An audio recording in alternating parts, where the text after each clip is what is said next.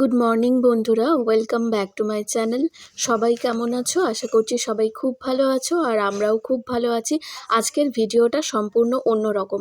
ঈশানের 1 মাস থেকে 10 মাসের কিছু ফটো তোমাদের সাথে আমি শেয়ার করব বলে অনেক দিন ধরে ভেবে রেখেছিলাম। ঠিক আছে, এটা ঈশানের ওয়েলকাম। ঈশান যখন জন্মের পর বাড়িতে আসে তখন, তারপরে ছয়ষষ্ঠীর পুজো কিছু শেয়ার করলাম। আর আরেকটা কথা, ঈশান আর ঈশানের বাবার ফটো তোমরা চিনে বলো কোনটা ঈশান আর ঈশানের বাবা কোনটা। এটা আমি কিন্তু তোমাদেরকে কমেন্টের মাধ্যমে জানতে চাই। তো আমার ঈশান যখন ছোট্ট ছিল, 1 মাস ছিল, তখন থেকে আর 10 মাস পর্যন্ত আমি কিছু ফটো শেয়ার করলাম। তো আমার মানে ঈশান হয়েছিল এখানে দুর্গাপুরে। আর তারপরে আমি যে চলে যাই বাপের বাড়ি, সেখানেই আমার ঈশান প্রায় 4 মাস মতো ছিল। তারপরে আমরা 5 মাস থেকে এখানে চলে আসলাম। তার কারণ মানে হয় না, কোনো মানে সব ঠাকুরই তো সমান, সব ঠাকুরকেই আমরা শ্রদ্ধা করি, ভক্তি করি, এবং সবসময় ভগবানের কাছে চাই যে মানে ভগবানের পায়ের তলায় যেন আমরা একটু হলেও ঠাঁই পাই। কিন্তু তবু হলেও যাই হোক, গণেশ ঠাকুরের আশীর্বাদে আমার ছেলে খুবই সুস্থভাবে এই পৃথিবীতে জন্ম নিয়েছে। আমি শুধুমাত্র মানে ঠাকুর প্রচণ্ড আমি বিশ্বাস করি। সবথেকে আমি গণেশ ঠাকুরকে আমি খুবই বিশ্বাস করি। যেখানেই আমি যাই আমি ওনাকে প্রণাম করে যাই, এবং আমার ছেলেকেও আমি প্রণাম করাই। আমার খুব বিশ্বাস, মানে আমার কোনো কাজে উনি বাধা ঘটাননি। হয়তো এমনও হয়েছে যে মানে ঠাকুরকে আমি মানে আমার কোনো একটা বিপদ হয়েছে, সেটা আমি ঠাকুরকে মনে মনে ডাকছি। তো আমার কিন্তু সত্যি কথা বলতে সেটার আমি ফল পেয়েছি। তো সেই হিসেবে আমি গণেশ ঠাকুরকে আমি খুবই মানি, খুবই বিশ্বাসী। তো যাই হোক, আমার ছেলের আগস্ট মাসে 3-4 মাস ছিল, তখন আমি ওকে কৃষ্ণ সাজিয়েছিলাম। খুব ইচ্ছে ছিল, তখন তো খুবই ছোট। আর আমার ছেলের একটা কী প্রবলেম বলো তো, ও না ভীষণ মা ভক্ত। মা আর বাবা ছাড়া ও আর কিছু চায় না।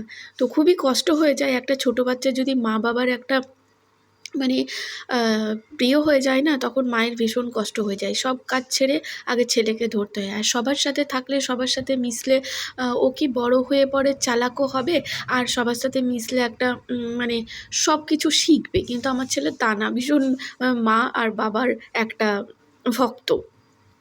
আর এটা দেখো, আমার ননদের মেয়ে পুজোর সময় ও ঘুরতে বেরোনোর আগে ভাইকে নিয়ে কোলে তুলেছে। তারপরেই আমরা ঘুরতে বেরিয়েছি, আমি আর আমার হাজব্যান্ড আর আমার ছেলে। আর এটা হচ্ছে দশমীর দিনের, দশমীর সকালবেলাতে সিঁদুর ঠাকুর বরণ যখন করতে আসলাম তখন। আর এটা হচ্ছে লক্ষ্মী পুজোর দিন। আমার খুব ইচ্ছে ছিল নিজেকে লক্ষ্মী সেজে মা লক্ষ্মীর পুজো করব। আর আমার ছেলে না একটু মেয়ে মেয়ে দেখতে, ওই জন্য একটু ক্লিপ পরিয়েছিলাম। আর এই যে ফটোটা দেখছো, এটা হচ্ছে মা আর বাবা কালী পুজোর সময় যখন আমি গেছিলাম। তো পুজোর সময় আমরা 3 জন মিলেই খুব ভালো ঘুরেছিলাম। আর এটা হচ্ছে, তোমরা তো সবাই জানো, রাইস সেরিমনি, আমার ছেলে যখন অন্নপ্রাশন হয়েছিল তখনকার ফটো। তো আমার ছেলের অন্নপ্রাশন তোমাদের ভালোবাসায়, ঠাকুরের আশীর্বাদে খুব ভালো কেটেছিল। আর এটা হচ্ছে আগের দিন আমার ছেলে যেদিন প্রসাদ খেয়েছিল। আর সব লিন্ডি গিন্ডি ছেলে পেলে সবাইকে নিয়ে একটা বললাম ফটো তুলে দিতে। এটা দেখো পুচকি, আবার পুচকি বাচ্চাকে নিয়েও ফটো তুলেছে।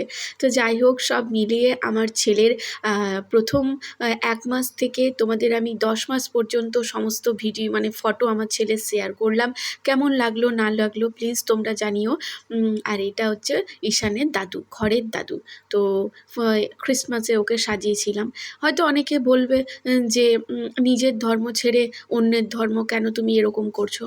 তো বলতেই পারো, অনেকে এরকম কমেন্টও করো। তো আমি একটাই কথা বলবো, ধর্ম কিন্তু কোনো সবারই একই, ঠিক আছে? তো ধর্ম নিয়ে কেউ কখনো কোনো কথা বলবে না। তো এটা হচ্ছে ওর মামা ভাত। মামা ভাতে মামার কোলে বসে খাচ্ছে। আর ঈশানের এখানেও মামা ভাত, মানে ঘরের ভাত যখন খেয়েছিল তখন মামার কোলে বসেই খেয়েছিল। আর ওকে স্টাইল করে চশমা পরিয়ে ফটো তুলেছিলাম। তো যাই হোক, আমার ছেলের ভিডিও তোমাদের কেমন লাগলো না লাগলো প্লিজ তোমরা জানিও। আর এই যে একে দেখছো, একে তো তোমরা সবাই চেনো, দাদার মেয়ে। তো আজকের মতো টাটা।